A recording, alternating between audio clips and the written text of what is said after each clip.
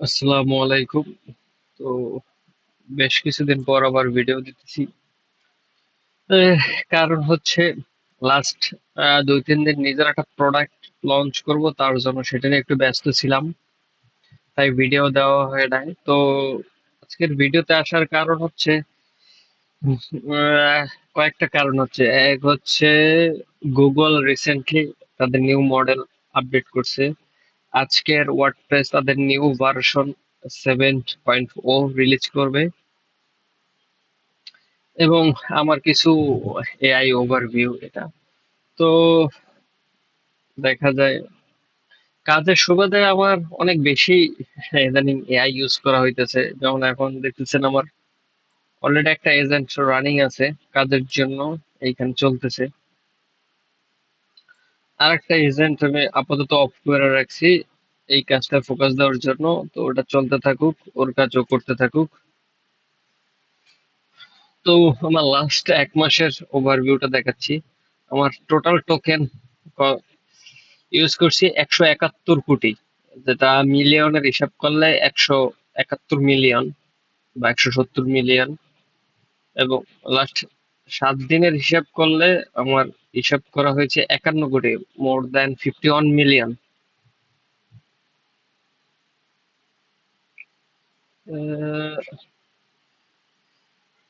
তো লাস্টে এই কয়েকদিন একটু নিজের কাজের জন্য টোকেন ইউজ করা হয় না, তাই ফাঁকা দেখাইতেছে।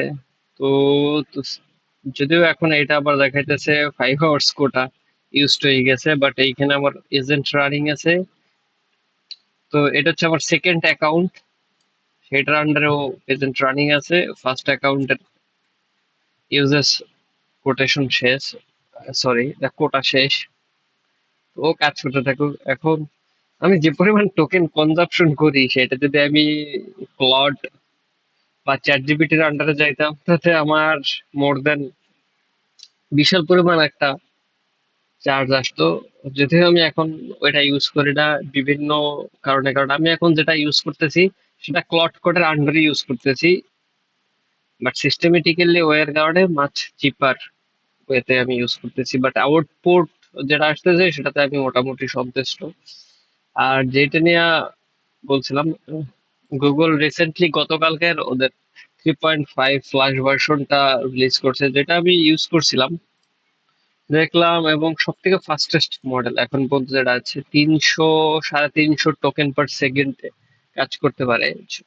এবং সেটা অ্যান্টি গ্র্যাভিটি এখন ফ্রি আছে আপাতত।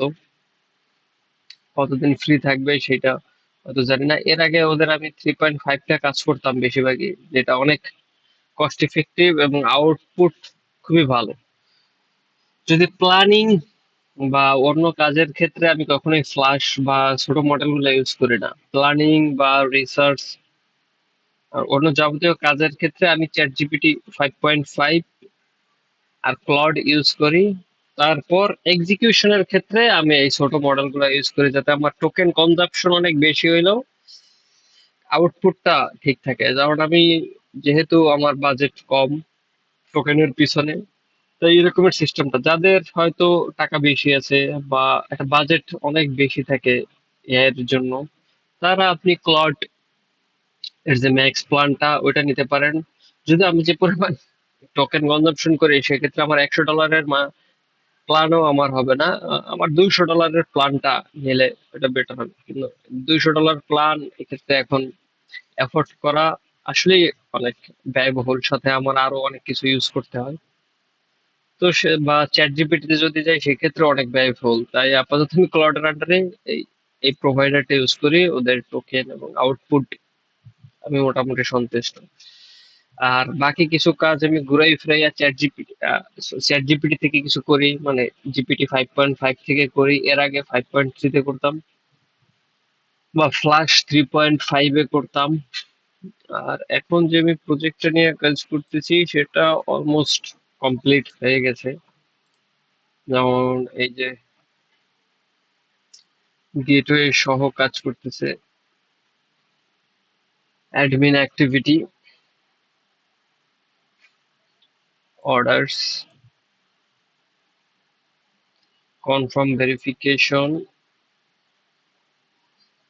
সবটাই করা যাবে। এখন যদিও এটার আন্ডারে এজেন্ট চলতেছে, তাই কিছু জিনিস এখন ওইভাবে কাজ করবে না। এজেন্ট কাজ করা কমপ্লিট হলে তারপর করবে। জাস্ট একটা ওভারভিউ। এটা ক্লোজ হয়ে গেছে মেবি। এজেন্ট রান হওয়ার কারণে ব্যাকগ্রাউন্ড, আচ্ছা এখন আছে। ইউজার ইউজার ম্যানেজমেন্ট করা যাবে। ইনভয়েসেস, লাইসেন্সের আন্ডারটা এখন কাজ চলতেছে, যার কারণে ওইটা আসবে না। আচ্ছা, এখানে পিছনে কাজ চলতেছে যার কারণে ওইটা এখন দেখা যাবে না। তো ফ্রন্ট এন্ডটা দেখাই। ফ্রন্ট এন্ডটা মোর দেন কমপ্লিট হয়ে গেছে। তো প্রোডাক্টটা লঞ্চ করব, অলমোস্ট কাজ রেডি। কিছু জিনিস কাজ করার জন্য চলতেছে, এটা হোক, তারপর একটা ফুল ভিডিও বানায় তারপর আপলোড দেবো। এখন আসা হচ্ছে যে আগে যে কাজগুলো আমার মানে করতে ভয় পাইতাম বা অনেক লোকের দরকার ছিল, ওইসব কারণে কাজ আটকে থাকতো, এখন সেগুলাই এআই আসার কারণে খুব ইজিলি, যেমন অনেক দিনেরই শখ ছিল একটা প্রোডাক্ট আপলোড, মানে প্রোডাক্ট ক্রিয়েট করব, প্রোডাক্ট বিল্ড করব, সেটাতে পাবলিশ করব। হয়তো একা কাজ করার কারণে সেটা কখনোই হয়ে ওঠে নাই, বিভিন্ন কারণে।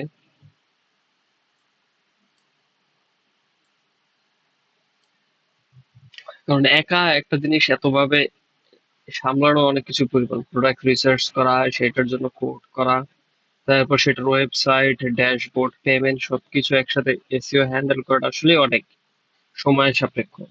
একা এটার পিছনে সময় দিলে একটা লং টাইম চলে যেত।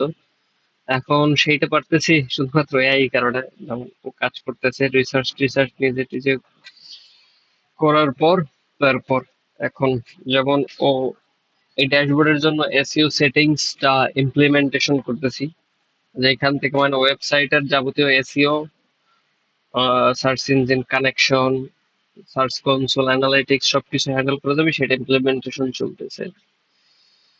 তো এটার জন্য ভিডিও করব করব করা হয় না অনেকদিন থেকে। আর এই ভিডিও যে এত বেশি টপিক আসতেছে প্রতিদিন, যে কোনটা রেখে কোন কোন টপিকে ভিডিও করব সেটা আসলে মুশকিল। তো এর ভিতরে একটা ইন্টারেস্টিং ভিডিও দেখলাম কিছুদিন আগে, যে অ্যানথ্রোপিকের যে ক্লড ভার্সন, এখন তো 4.7 বা এর লোয়ার হচ্ছে সনেট 4.6, ওদের যার একটা মডেল ছিল মিথোস, যেটা নিয়ে একটু ভয় আছে আসলে। এই মিথোস নিয়ে সবাই ভয় থাকা সবচেয়ে বড় একটা সেক্টর হচ্ছে ব্যাংকিং সেক্টর। তো এই ব্যাংকিং সেক্টরটা আসলে অ্যানথ্রোপিকের মিথোস ভার্সনটা নিয়ে কেন ভয় আছে সেইটা নিয়ে একটু ঘাটাঘাটি করলাম, এবং একটা ইন্টারেস্টিং জিনিস জানতে পারলাম, খুবই ইন্টারেস্টিং, যেটা আসলে এতদিন জানতাম না। সেটা আসলে এই প্রবলেমটা সব থেকে বেশি ভুক্তভোগী হচ্ছে আমাদের এই উপমহাদেশীয় ব্যাংকগুলা। এর কারণ হচ্ছে, যদি আমি যেহেতু বাংলাদেশি, তো বাংলাদেশে একটা কমন প্রবলেম হচ্ছে, যখন আপনি লোকাল ব্যাংক ট্রান্সফার করতে যাবেন, এনপিপিএস, আরজিএসটি বা এ রিলেটেড যেগুলো আছে, আরজিএসটি তত বেশি আমি করি না, এনপিপিএস আমি সব থেকে বেশি করি। বা আপনি ব্যাংক থেকে বিকাশে, এখন যেহেতু এনপিপিএস এর মাধ্যমে বিকাশেও নেওয়া যায়, এইগুলো করার ক্ষেত্রে যখন ক্যান্সেল হয় কোনো কারণে বা কোনো একটা সমস্যা হয় অ্যাকাউন্টে, তখন টাকাটা একটা লং টাইম লাগে ডিসপিউট হইতে।